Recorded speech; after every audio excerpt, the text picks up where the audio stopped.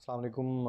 आज valvular heart disease का second part discuss करते हैं, माइट्रल वेल्व प्रोलैप्स को डिस्कस करते हैं। Most common congenital valvular lean, more common in females because it is a connective tissue disease and connective tissue disease हमेशा ही females में ज़्यादा होती हैं। जैसे ऑटोइम्यून डिजीज़ जो हैं वो भी फीमेल्स में ज़्यादा होती हैं, इसी तरह ही कनेक्टिव टिश्यू डिजीज़ भी ज़्यादा फीमेल्स में होती हैं। कनेक्टिव टिश्यू डिजीज़ की अगर बात की जाए तो मार्फन सिंड्रोम है, बहुत इंपॉर्टेंट कनेक्टिव टिश्यू डिजीज़ है। लेडन लॉस सिंड्रोम है और बेशुमार कनेक्टिव टिश्यू डिजीज़ है, उनमें SLE भी आता है। ये सब की सब जो हैं ये फीमेल्स में ज़्यादा पाई जाती हैं। दैट्स वाई इसमें कोई अनोखी बात नहीं है कि माइट्रल वेल्व प्रोलैप्स फीमेल्स में ज़्यादा है। कनेक्टिव टिश्यू है बिकॉज ये कनेक्टिव टिश्यू है, दैट्स कनेक्टिव टिश्यू डिजीज़ है, दैट्स वाई ये फीमेल्स में ज़्यादा है। ठीक है, यूजुअली एसिम्प्टोमेटिक, जब तक एरिथमिया फील नहीं होगा आपको इसके सिम्टम्स नहीं आएंगे। एटिपिकल चेस्ट पेन, अच्छा प्रोलैप्स से याद रखिएगा, prolapse, panic attacks, pain, palpitations, ये पी से 3 सिम्टम्स इसके याद रखिएगा। प्रोलैप्स, जहाँ भी आएगा word mitral valve prolapse, prolapse, pain, panic attack और आपको पैल्पिटेशंस फील होंगी। लाइट हेडेडनेस, ऑब्वियसली ब्लड नहीं पहुंच रहा है पूरा ब्रेन को बिकॉज रिगर्जिटेशन हो रही है। प्रोलैप्स में होगा क्या कि वेल्व जो है वो लूज एंड फ्लैपी हो जाएगा और वो लहरा रहा होगा।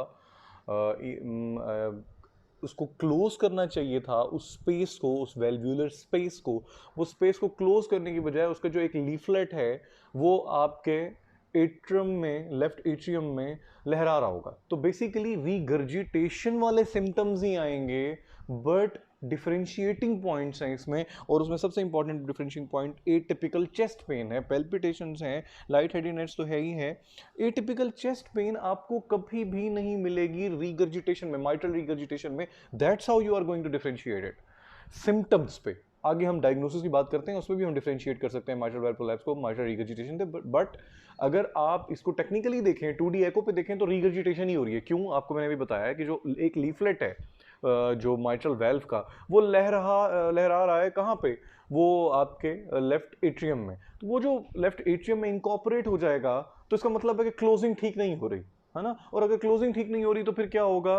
रीगर्जिटेशन होगी। वही रीगर्जिटेशन वाले सारे सिम्टम्स आएंगे इसमें आप।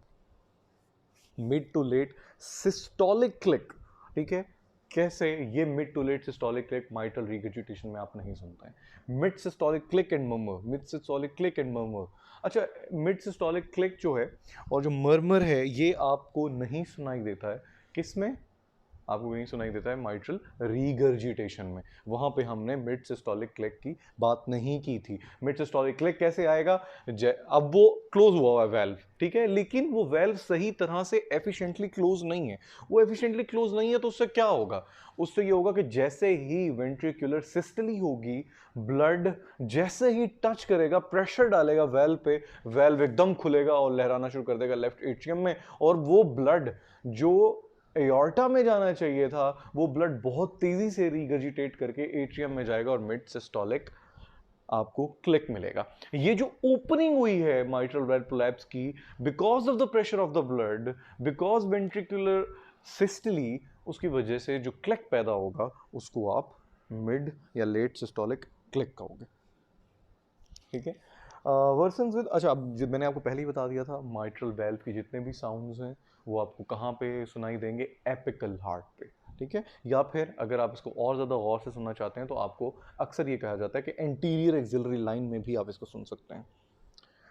वर्सन्स विद वेल्सेल्वा मनूवर, अच्छा मैं अब आपको ये बता देता हूँ, वेल्सेल्वा मनूवर इसलिए किया जाता है because it puts less blood to the heart.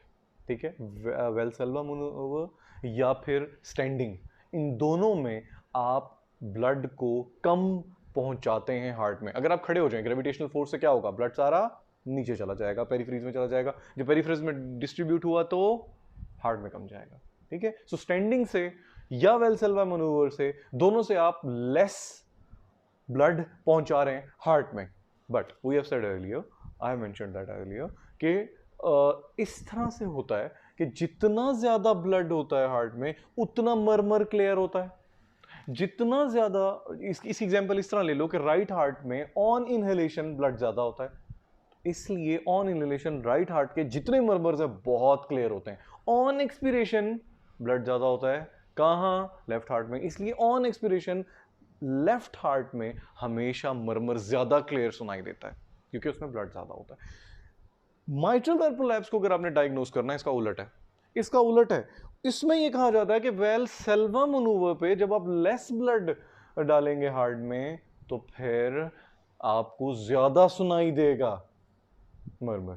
ये एक माइट्रल वेल प्रोलैप्स और आईएचएसएस, जिसको हम हाइपरट्रॉफिक ऑब्स्ट्रक्टिव कार्डियोमायोपैथी भी कहते हैं, हाइपरट्रॉफिक ऑब्स्ट्रक्टिव कार्डियोमायोपैथी एचओसीएम में भी वेल्सेल्वा मैनूवर हो या स्टैंडिंग हो, इस पे लेस ब्लड हार्ट में जाएगा लेकिन मरमर ज्यादा क्लियर हो जाएगा। इसकी रीजन जो है, जब मैं आपको हाइपरट्रॉफिक ऑब्स्ट्रक्टिव कार्डियोमायोपैथी पढ़ाऊंगा उसमें ज्यादा आपको अच्छे से समझाऊंगा, यहाँ पे मैंने आपको समझाई तो शायद आपको इतने अच्छे से समझ नहीं आएगा। improves with squatting, हालांकि it shouldn't improve with squatting because squat जब आप करते हैं या leg raise जब आप करते हैं you put more blood into the heart, तो जब ज्यादा हार्ट में ब्लड जाना चाहिए था तो मरमर ज्यादा क्लियर होना चाहिए था, लेकिन इसमें ठीक हो जाता है, इसमें मरमर ठीक हो जाता है। Complications, serious arrhythmias and sudden death, obviously regurgitation हो रही है, कंजेस्टिव हार्ट फेलियर होगा और उसकी वजह से डेथ के चांसेस है। बैक्टीरियल एंडोकार्डाइटिस, बैक्टीरियल एंडोकार्डाइटिस इसकी कॉम्प्लिकेशन है, इसलिए बैक्टीरियल एंडोकार्डाइटिस के किसी भी किस्म के प्रोसीजर से पहले कोई प्रोसीजर अगर आप करें, डेंटल प्रोसीजर्स करें या फिर आप कोई सर्जरीज करें, तो उससे आपको पहले बैक्टीरियल एंडोकार्डाइटिस प्रोफिलैक्सिस देना पड़ता है, पहले मेडिसिन देनी पड़ती है बिफोर हैंड, ताकि बाद में एंडोकार्डाइटिस ना हो जाए और माइट्रल प्रोलैप्स और वर्सन ना हो जाए। Calcification of the heart, TIA मैंने आपको पहले भी समझाया था, stroke, TIA, congestive heart failure, dyspnoea, distended neck veins, pulmonary oedema, frothy sputum, pink sputum, ये सारे के सारे हर किस्म के वेल्वुलर हार्ट डिजीज में आपको नजर आ सकते हैं। लैब्स, 2D एको मोस्ट इंपॉर्टेंट, मैं पहले बता चुका हूँ, catheterisation most accurate test, most initial echography. Treatment, medical management क्या हो सकती है, एंडोकार्डाइटिस प्रोफिलैक्सिस ले लें अगर मरमर एंड क्लिक हो, अदरवाइज नहीं।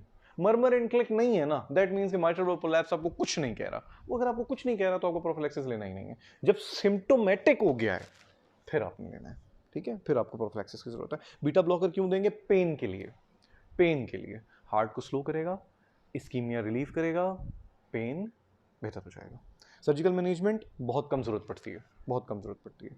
माइट्रल रिगर्जिटेशन में तो ऑब्वियसली आपको बहुत जरूरत पड़ती है, सो ये भी एक डिफरेंशिएटिंग पॉइंट है। यहाँ पे देखिए जो नीचे वाली डायग्राम है उसमें देखें कि ऊपर वाली डायग्राम में देखें वेल्व बंद है, वेंट्रिकुलर सिस्टली हुई, वेल्व लहर ऊपर चला गया, ऊपर पुश हो गया, कहाँ पुश हो गया, एट्रिया में पुश हो गया, नीचे वाली डायग्राम में देख लो, ठीक है। नीचे वाली डायग्राम में एक्सट्रीम राइट देखो, उसमें देखो वो ऊपर की तरफ चला गया, बीच में गैप आ गया, इस गैप से ब्लड निकलेगा ऑन वेंट्रिकुलर सिस्टली, जिसकी वजह से mid to late systolic click आएगा। एयोर्टिक स्टेनोसिस, एयोर्टिक स्टेनोसिस में ये होगा, अब हम एयोर्टा की बात करते हैं, पहले हमने माइट्रल स्टेनोसिस की बात की थी, माइट्रल रिगर्जिटेशन की बात की थी, माइट्रल वेल प्रोलैप्स की बात की थी, और अब हम एयोर्टिक स्टेनोसिस पे आ गए। माइट्रल वेल प्रोलैप्स में लिखा हुआ है उन्होंने, ये बात याद रखना हमेशा, डिफरेंशिएटिंग पॉइंट्स में वेल्सेल्वा मैनूवर का जिक्र करोगे, डिफरेंशिएटिंग पॉइंट्स में आप यंग फीमेल का जिक्र करोगे, कनेक्टिव टिश्यू डिजीजेस का जिक्र करोगे, mid to late systolic click का डिस्कस करोगे, that's how you are going to differentiate mitral regurgitation from mitral valve prolapse. Pathophysiology क्या है, calcification, calcification old age disease है, ओल्ड एज में when calcium leaves the bone it obviously accumulates in your aortic valves. अब वो एयोर्टिक valve में जाके attach होना शुरू हो जाएगा वो कैल्शियम जो बोन से निकला है आपकी ओल्ड एज में, इसलिए ये ओल्ड एज डिजीज है और इसलिए थोड़ी सी डेंजरस भी है। कैल्सिफिकेशन डीजनरेशन होगी congenitally, degeneration of congenital normal valve most commonly in the elderly, ठीक है। अच्छा, कॉमनली इन द एल्डरली, इस बात पे हमेशा गौर कीजिएगा। हमेशा अगर आपसे कोई पूछे कि वेल्वुलर डिजीज में कौन सा ऐसा वेल्वुलर डिजीज है जो ओल्ड एज में होती है, aortic stenosis. Calcification fibrosis of congenital bicuspid valve हो सकता है। Rheumatic valvular disease not important, सारी जितने भी वेल्व हैं सब रूमेटिक डिजीज से वजह से हो सकते हैं। हमने वैसे रूमेटिक फीवर और रूमेटिक डिजीज की वजह से हमने पहले पढ़ा था माइट्रल स्टेनोसिस बहुत ज़्यादा होता है, लेकिन अभी हमने पढ़ा कि एयोर्टिक भी होता है, बट रूमेटिक फीवर की वजह से चारों वेल्वुलर हार्ट डिजीजेस हो सकती हैं, ठीक है। ये कोई बहुत ज़्यादा अच्छा साइन नहीं है according to me. Most common presentation, angina syncope dyspnoea, angina syncope dyspnoea, angina syncope CHF, congestive heart failure, congestive heart failure आपको बताया मैंने, सारों में हो सकता है, बट इसमें कॉमनेस्ट प्रेजेंटेशन जो होती हैं, सबसे कॉमनेस्ट वो एंजाइना है, सबसे वर्स्ट हार्ट फेलियर है, कंजेस्टिव हार्ट फेलियर है, ठीक है। सबसे कॉमनेस्ट इन सारों में से डिस्निया आपको पहले बता चुका हूं। सिंकपी ऑब्वियसली स्टेनोसिस है, ऑब्वियसली ब्लड नहीं पहुंच रहा है पेरिफ्रीज में, ब्लड आपके ब्रेन तक नहीं पहुंच रहा। अगर आपके ब्रेन तक नहीं पहुंचेगा तो आपको डिजीनेस, सिंकपी, जो कहना है कह लो, ठीक है। Angina most common presentation, angina most worst presentation congestive failure, ठीक है। पल्सेस टार्डस एट पावर्स, हाँ टार्डस टार्डी पल्स होती है, late parvus diminished, tardy late parvus diminished, small and late, small and late. Why small? Aortic stenosis है, why blood बाहर नहीं निकल सकता, जो बहुत अच्छा वेंट्रिकल कॉन्ट्रैक्ट कर रहा है। एयोर्टिक स्टेनोसिस है, स्टेनोसिस की वजह से ओपनिंग अच्छी नहीं है वेल्व की ओपनिंग अच्छी नहीं है, ब्लड नहीं निकल सकता, एयोर्टा में नहीं जाएगा, पेरीफ्रीज में नहीं जाएगा। जब आप रेडियल पल्स पे हाथ रखेंगे, क्योंकि ये पेरीफ्री में है, तो आपको बड़ी लेट पल्स मिलेगी और बड़ी फीबल पल्स मिलेगी। आप नॉर्मली अपनी पल्स पे हाथ रखें, आपको बहुत अच्छी गुड वॉल्यूम पल्स मिलती है, इसमें बड़ी लेट और बड़ी हल्की सी आपको पल्स फील होगी, आपको लगेगा बड़ी लेट पल्स आ रही है, बड़ा डिले है दो पल्सेस के बीच में, और को बहुत स्मॉल बड़ी फीबल सी पल्स आ रही है। जो डिहाइड्रेटेड लोग होते हैं, आप उनकी जब पल्स देखें तो बड़ी फीबल सी आती है, why? Because of low volume pulse. इसमें भी लो वॉल्यूम है, not because of dehydration, because left ventricle से ब्लड निकल के एयोर्टा तक नहीं आ पा रहा है, दैट्स व्हाई, ठीक है। वैसे जितना तेज मैं बोलता हूँ, आप लोगों को 2x स्पीड बढ़ाने की जरूरत तो नहीं है, तो 2x स्पीड पे बोल रहा हूँ ऑलरेडी, तो अच्छा। कैरोटिड थ्रिल जो है क्या चीज़ है? वाइब्रेटरी सेंसेशंस हैं उस मरमर की, जो मरमर हो रहा है इस डिजीज में। कैरोटिड थ्रिल या thrill is actually the vibratory sensations of murmur, ठीक है। तो कैरोटिड थ्रिल आएगा because of the murmur, systolic ejection murmur है इसमें। अब आप खुद ही मरमर के अंदाजे इस तरह नहीं लगाओ कि उसमें फलाना मरमर है, रट्टा मत लगाओ, खुद ही गौर करो, अपनी तरफ से ही गौर करना शुरू कर दो। स्टेनोसिस है, वेल्व आधा ओपन है, जब उसमें से ब्लड निकलेगा तो क्या शोर नहीं होगा? ऑब्वियसली होगा, क्योंकि वेल्व पूरा ओपन नहीं है, क्योंकि वेल्वुलर डायमीटर कम है। वेल्वुलर डायमीटर कम है, इसलिए ब्लड उसके बीच में से जब गुजरेगा तो वो टकराता हुआ गुजरेगा, जब वो टकराता हुआ गुजरेगा सिस्टोलिक इजेक्शन मरमर आएगा, और वो मरमर कैरोटिड्स पे वाइब्रेटरी सेंसेशंस में आपको मिल सकता है। Best at right sternal border. अच्छा, अब ये मैं थोड़ा सा यहाँ पे क्लियर कर दूँ, इसका कॉन्सेप्ट आपको नहीं होगा। हमेशा मुझे एक बच्चे ने बताया था कि सर इस तरह भी एपीटीएम याद रखें, मैं अपार्टमेंट एम को याद रखता हूँ हमेशा। अपार्टमेंट एम आप एससीपी में इंशाल्लाह पढ़ोगे, जब आप एग्जामिनेशन पढ़ोगे कार्डियोलॉजी का, तो उसमें ना अपार्टमेंट एम ये बताया जाता है APTM। चलो मैं ड्रॉ करता हूँ, ऐसे मे भी नहीं समझ आया आपको। अच्छा,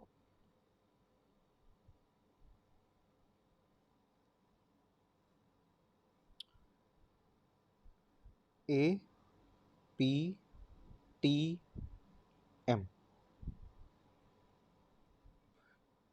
सबसे पहले अगर आपने एयोर्टिक वेल्व के साउंड सुनने हैं तो राइट सेकंड इंटरकॉस्टल स्पेस में देखेंगे, राइट सेकंड इंटरकॉस्टल, ठीक है। एपीटीएम ये याद रखना। पल्मोनिक वेल्व का अगर आपने सुनना है, पल्मोनिक वेल्व का किसके बीच में है वो? Pulmonary artery and right ventricle. तो फिर आपको लेफ्ट सेकंड इंटरकॉस्टल, यहां पे स्टेथोस्कोप रखोगे तो आपको पल्मोनिक वेल्व के जितनी नॉर्मल साउंड्स हैं वो सुनाई देंगे।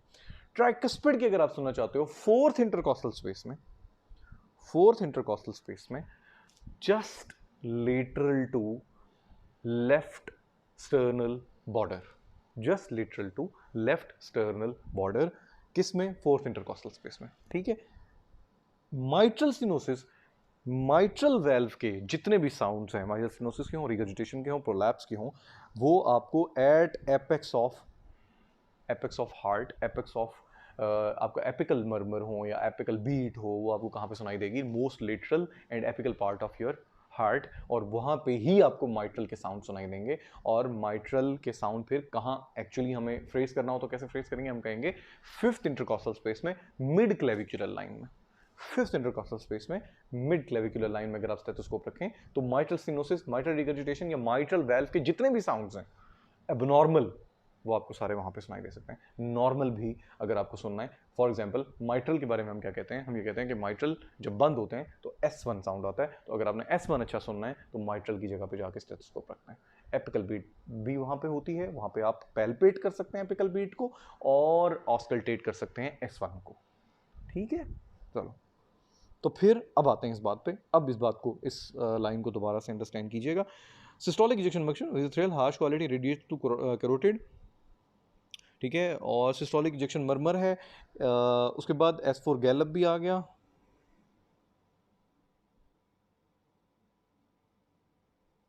ठीक है। Systolic ejection murmur best heard at right sternal border, समझ आ गई, ठीक है।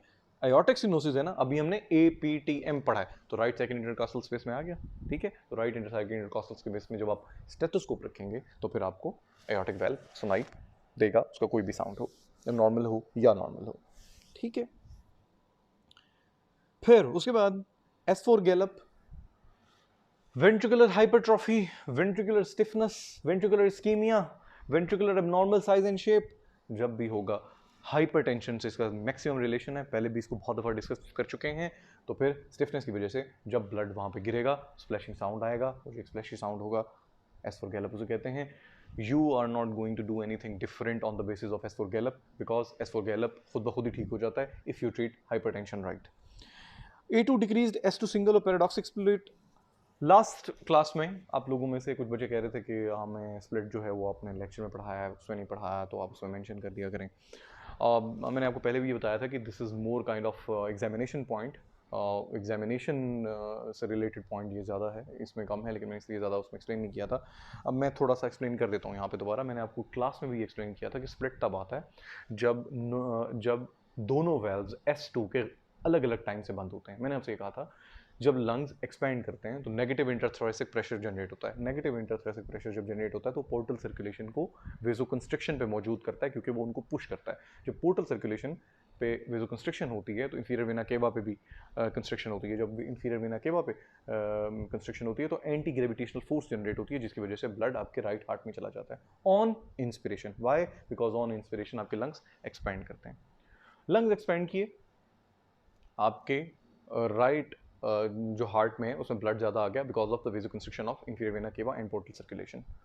फिर क्या होगा? जब राइट हार्ट में ब्लड ज़्यादा आएगा तो फिर मैंने आपको पूरी कहानी समझाई थी कि अगर 20 बंदों ने दरवाजे से गुजरना हो तो वो दरवाज़ा लेट बंद होगा, अगर 2 बंदों ने गुजरना हो तो दरवाज़ा जल्दी बंद हो जाएगा, क्योंकि 2 बंदे गुजरे, दरवाज़ा बंद कर दिया आपने। 20 बंदे गुजरेंगे, एक गुजरेगा, दूसरा गुजरेगा, तीसरा गुजरेगा, 20 गुजरेंगे, फिर जाके दरवाज़ा आपको बंद करना पड़ेगा, क्योंकि आपने ज़्यादा लोगों को बाहर निकालना है। Same is the way case with the heart.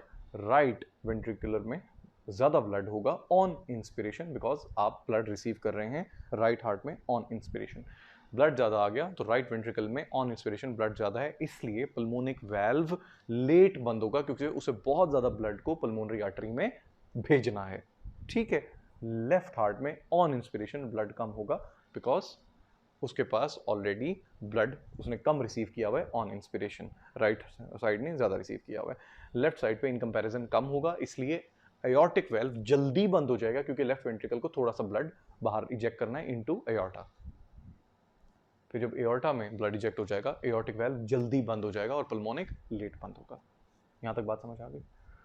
तो फिर नॉर्मली क्या होना चाहिए? S2 को स्प्लिटिंग होनी चाहिए, A2 P2 A2 P2 A2 P2, aortic pulmonic aortic pulmonic aortic pulmonic, ठीक है, समझ आ गई। उसके बाद क्या होगा? फिर यूं होगा, इसमें यही स्प्लिट उल्टा हो जाएगा, that's why it is called paradoxical split. उलट, पैराडॉक्सिकल हो गया। कैसे पैराडॉक्सिक? कैसे है पैराडॉक्सिक? इस तरह से है कि अब आपको हमने बताया, अभी मैंने आपको बात की कि माइट्रल पढ़ क्या रहे हैं, वो एयोर्टिक स्टीनोसिस है, एयोर्टिक वेल्व में स्टीनोज्ड है, थोड़ा सा ओपन होगा, ब्लड को थोड़ी सी जगह से ब्लड को अपने आप को गुजरवाना है। वेंट्रिकल बड़ी जोर से, बड़ा जोर लगा के उसको बाहर निकालने की कोशिश करेगा उस ब्लड को। इस जोर की वजह से, जोर लगाने की वजह से यूं होगा कि बहुत ज़्यादा हाइपरट्रॉफी हो जाएगी आपके लेफ्ट वेंट्रिकल की, बहुत ज़्यादा हाइपरट्रॉफी होगी, क्योंकि उसको अगेंस्ट द रेजिस्टेंस जोर लगाना पड़ रहा है, ठीक है, अगेंस्ट द रेजिस्टेंस। उसको फिर फ्रैंक स्टॉर्लिंग लॉ के अकॉर्डिंग उसको ज़्यादा मस्कुलर होना पड़ेगा against the resistance, against the force blood को निकालने के लिए। पूरा जोर लगाता रहेगा, हार्ट लगाता रहेगा, हार्ट लगाता जाएगा, वेंट्रिकल लगाता रहेगा, उसकी वजह से उसको भारी से भारी होता जाएगा, भारी से भारी, ज़्यादा से ज़्यादा हाइपरट्रॉफी होती जाएगी, हाइपरट्रॉफी होती जाएगी। हाइपरट्रॉफी होते होते होते होते इतनी हाइपरट्रॉफी हो जाएगी कि आपके जो लेफ्ट हार्ट है वो लेफ्ट वेंट्रिकल आखिर में जाके रप्चर हो जाएंगे, उसके एक्टिन और मायोसिन फिलामेंट्स दे सेट अपार्ट, और वो जो मसल फाइबर्स हैं वो रप्चर हो जाएंगे और डायलेटेड कार्डियोमायोपैथी हो जाएगी। ठीक है, पहले हाइपरट्रॉफी होती रहेगी होती रहेगी होती रहेगी, बड़ा होता रहेगा, ब्लड बड़ा होता रहेगा, कार्डियोमेगैली होती रहेगी, कार्डियोमेगैली होती रहेगी, और आखिर में डायलेशन हो जाएगी, वो फाइबर्स फट जाएंगे, रप्चर हो जाएंगे। ठीक है, पैराडॉक्सिकल स्प्लिट क्यों हुआ? क्योंकि एओर्टिक स्टेनोसिस है। एओर्टिक स्टेनोसिस की वजह से ब्लड को बाहर नहीं जा पा रहा और हार्ट बहुत जोर से लेफ्ट वेंट्रिकल ब्लड को पुश करना चाह रहा है, तो वो ज़्यादा देर वेल्व को ओपन रखने की कोशिश करेगा, बिकॉज उसके पास थोड़ी जगह है ब्लड को गुजारने के लिए। इसलिए एओर्टिक वेल्व लेट बंद होगा, पल्मोनिक जल्दी बंद हो जाएगा। Now it is not A2 P2, now it is P2 A2 P2 A2। This is called paradoxical split, उलट हो गया, दिस इज कॉल्ड पैराडॉक्सिकल। ठीक है,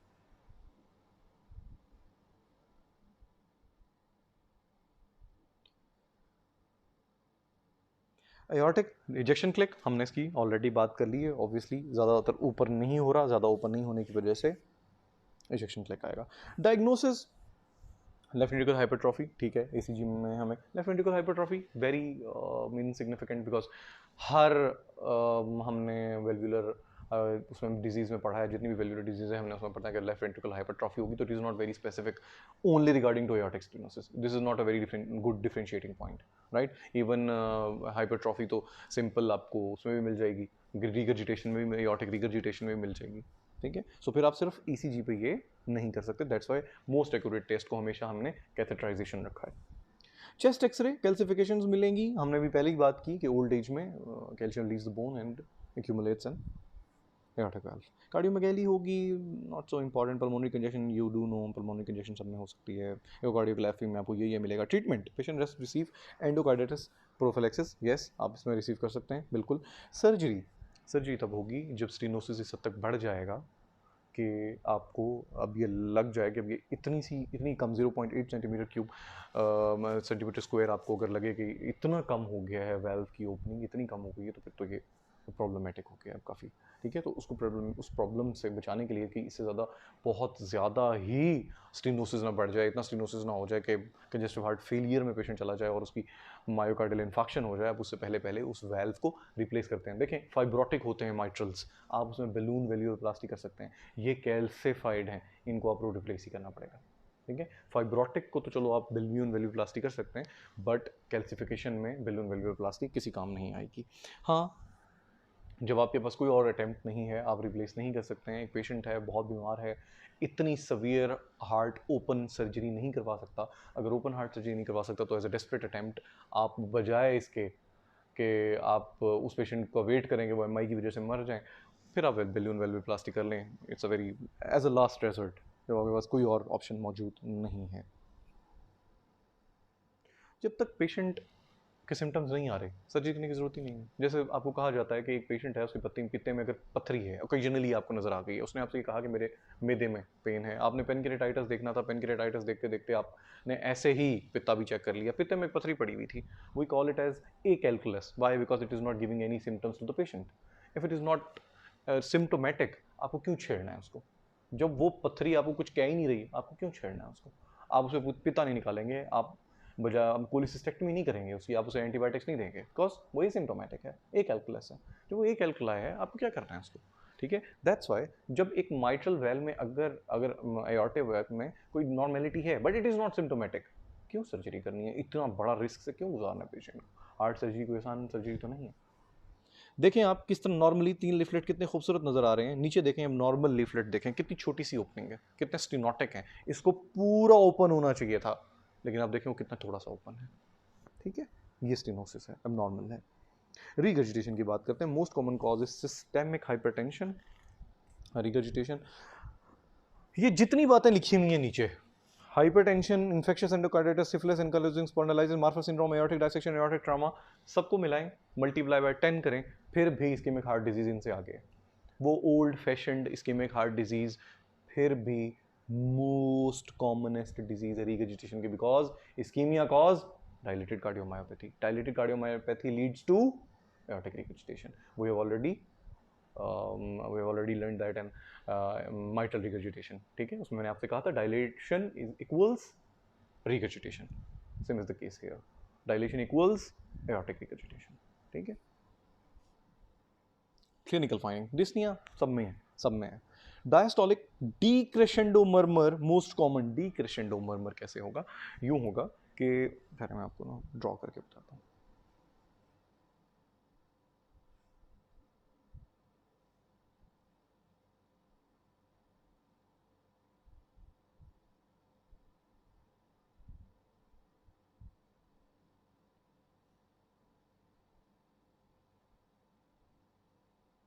डीक्रेशेंडो मर्मर का मतलब ये है, क्रेशेंडो डीक्रेशेंडो मर्मर्स आते हैं इसमें, और हाइपरट्रॉफिक ऑब्स्ट्रक्टिव कार्डियोमायोपैथी में क्रेशेंडो डीक्रेशेंडो है, लेकिन इसमें सिर्फ और सिर्फ जो है वो डीक्रेशेंडो मर्मर होता है जिसकी पिच हाई से लो की तरफ जाती है। For example this is called if S1, this is S2, इसके बाद ये एक मर्मर की ऐसे वेव आएगी जो थोड़ी थोड़ी थोड़ी होती जाएगी, ठीक है। इसको और अच्छे से ड्रॉ करता हूँ।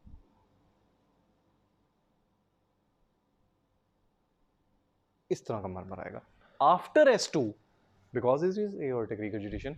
S2 के बाद, S2 कब आता है? क्लोजर पे, है ना, क्लोजर पे।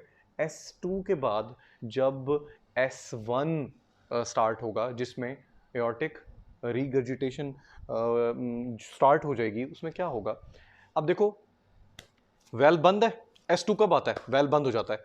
S2 के बाद क्या आना चाहिए? S1।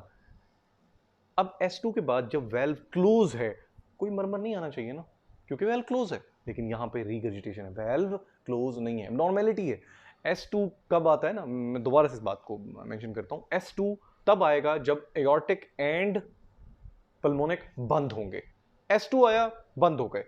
S2 के बाद हो क्या रहा है? अब लेफ्ट वेंट्रिकल ब्लड रिसीव कर रहा है फ्रॉम एट्रिया, ठीक है, एट्रियल सिस्टली चल रही है, एट्रियल सिस्टली चल रही है, और उसके बाद फिर S1 आएगा, बंद हो जाएंगे आपकी माइट्रल्स एंड ट्राइकस्पिड, वो जब बंद हो जाएंगे फिर दोबारा बंद स्टार्ट, फिर उसके बंद होने पे एओर्टिक खुल जाएंगे, पल्मोनिक खुल जाएंगे, ब्लड बाहर निकल आएगा, फिर S2 आ जाएगा दोबारा, ठीक है। अच्छा, अब S2 आ गया, S2 के बाद कोई मर्मर नहीं आना चाहिए, क्यों? क्योंकि अब तो वेंट्रिकल कुछ कर ही नहीं रहा, वो चुप करके बैठ के एट्रियल सिस्टली से ब्लड रिसीव कर रहा है, एट्रियल सिस्टली चल रही है, वेंट्रिकुलर डायस्टली चल रही है, बट ऑन वेंट्रिकुलर डायस्टली आपको डीक्रेशेंडो मर्मर आ रहा है, क्यों? क्योंकि आपका वेल्व पूरी तरह क्लोज नहीं है। क्यों क्लोज नहीं है? क्योंकि आप में एओर्टिक रीगर्जिटेशन है। एओर्टिक रीगर्जिटेशन की वजह से, वेल्वुलर एब्नॉर्मेलिटी की वजह से जब S2 होगा उसके बाद भी मर्मर आता रहेगा, बिकॉज जो एओर्टा में ब्लड था वो रीगर्जिटेट कर रहा है back into ventricles, that's why आपको डीक्रेशेंडो मर्मर आएगा। जैसे ही S2 बंद होगा, एकदम ब्लड जो आपने फेंका था वापस आएगा, एकदम वापस आएगा। अच्छा खासा ब्लड जो है वो वेंट्रिकुलर सिस्टली से एओर्टा में गया था, अभी वो गया है, वेल्व क्लोज हुए हैं, वेल्व सही तरह क्लोज नहीं हुए, ब्लड एकदम वापस आया है, आपको डीक्रेशेंडो मर्मर आया। जैसे ही एकदम ब्लड आएगा तो पहले स्टार्ट में तो ज्यादा वॉल्यूम वापस आएगा ना, मर्मर का पिच हाई होगी, आहिस्ता आहिस्ता कम, ब्लड आहिस्ता आहिस्ता कम होता जाएगा, जो अंदर आना है, जो रीगर्जिटेट कर रहा है वो कम होता जाएगा, कम होता जाएगा, कम होता जाएगा, वेल्व भी कम होता जाएगा। This is called decrescendo murmur. आएगा एकदम ब्लड आएगा आएगा आएगा आएगा एकदम कम हो जाएगा, ठीक है। इस तरह वो जो ब्लड था वो क्रेशेंडो से डीक्रेशेंडो की तरफ जाना शुरू हो जाएगा, ठीक है।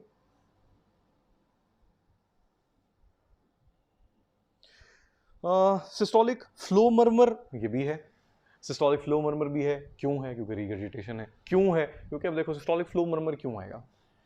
ब्लड काफी ज्यादा आ गया आपके वेंट्रिकल में, क्यों? क्योंकि वो रीगर्जिटेशन हुआ है, जब वेंट्रिकुलर डायस्टली होनी चाहिए थी उसने एट्रिया से भी ब्लड रिसीव किया है खैर से, और खैर से एओर्टा से भी रीगर्जिटेट करके वापस आ गया, कितना ज्यादा हो गया ब्लड।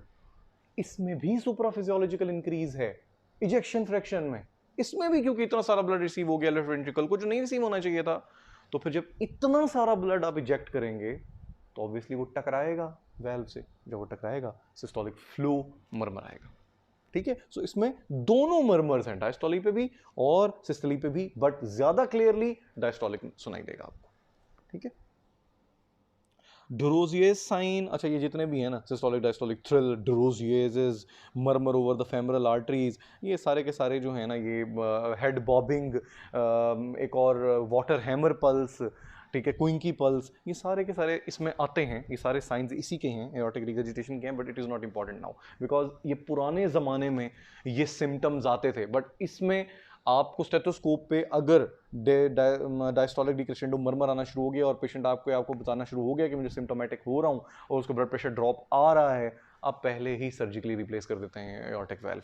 पहले ऐसा नहीं होता था, लोग सिम्टम्स फील करते रहते थे, head bobbing, Duroziez sign, water hammer pulse, pulse Quincke pulses, ये सब कुछ आता रहता था, लेकिन अब ऐसा नहीं है। अब ये साइन, ये सिम्टम्स फील करने से पहले ही आप रिप्लेस कर चुके होते हैं एओर्टिक को।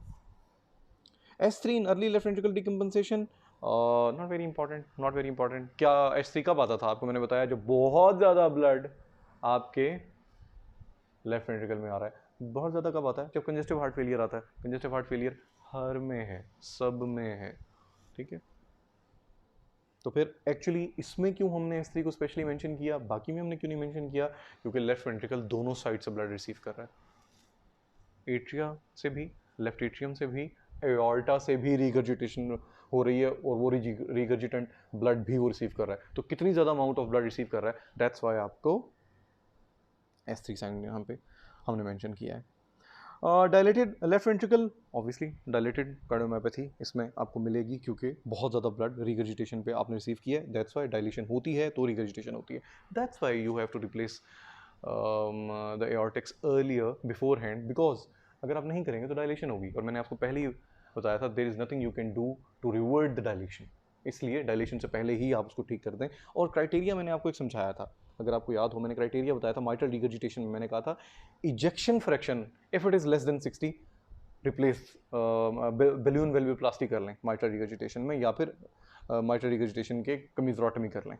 और मैंने कहा था कि if left ventricular and systolic diameter if it is above 45 millimetre, 45 millimetre से भी बड़ा अगर डायमीटर है left ventricular and systolic diameter अगर 45 से भी बड़ा है, आप या रिप्लेस करें, कमीजोटमी करें, या बलून वेल्वोप्लास्टी करें, दोनों कर सकते हैं। एओर्टिक रिगर्जिटेशन में आपने रिप्लेस करना है, रिप्लेसमेंट क्राइटेरिया क्या है? इसमें इजेक्शन फ्रैक्शन लेस देन 55% और left ventricular and systolic diameter which was 45 in mitral regurgitation, in aortic regurgitation it is 55, above 55 left ventricular and systolic diameter अगर होगा it is the criteria to change the aortics. इससे पहले कि head bobbing start हो जाए, ड्यूरोजियस sign आना शुरू हो जाए, क्विंकी पल्सेस आना शुरू हो, वाटर हैमर पल्सेस आना शुरू हो, फेमरल थ्रिल हो, कैरोटिड थ्रिल हो, चेंज करें फॉरन से एओर्टिक्स। क्यों? क्योंकि अगर आपने ना किए डायलेशन बढ़ेगी, और डायलेशन आप ट्रीट नहीं कर सकते, इवन सर्जिकली भी नहीं। एंडोकार्डाइटिस प्रोफिलैक्सिस पहले भी हम बात कर चुके हैं इसकी, salt restriction, diuretics after load reduction, सब बात कर चुके हैं। ये सब कुछ अब कैसे करोगे, आप वेज़ोडाइलेटर्स दोगे, et cetera et cetera et cetera. Aortic valve replacement when symptoms are severe और इजेक्शन फ्रैक्शन प्लमेट्स, पहले ही बात कर चुका हूँ मैं आपसे इस बारे में। सो ये आपका वेल्वुलर हार्ट डिजीज़ था। जिस बच्चे ने मुझे कहा था कि 35 मिनट से पहले ख़त्म किया करें तो लो बच्चा 35 से पहले ख़त्म हो गया। चलें जी, थैंक यू।